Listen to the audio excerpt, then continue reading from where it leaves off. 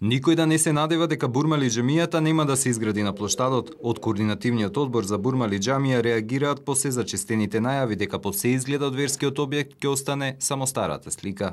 Ние не веруваме дека нешто така може да се случи. Значи тоа е просто невозможно, или речено по скопски, ни чак Норис не може да го изведе тоа, да ја изгради црквата, да не даде дозвола за џамијата.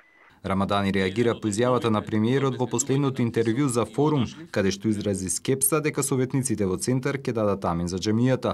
Груевски изјавува: во општина Центар околу 99% жителите се христијани, а така е и со советниците. Дали тие ќе имаат интерес на ова место да определат изградба на џамија, треба да се прашаат и веројатно тие ќе се произнесат по тоа прашање, вели Груевски за Форум.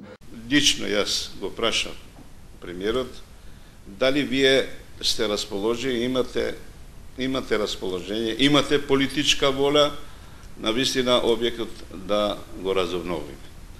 И чисто буквално тој рече дека не е против изградбата на џамијата и дека е за разобновување на џамијата.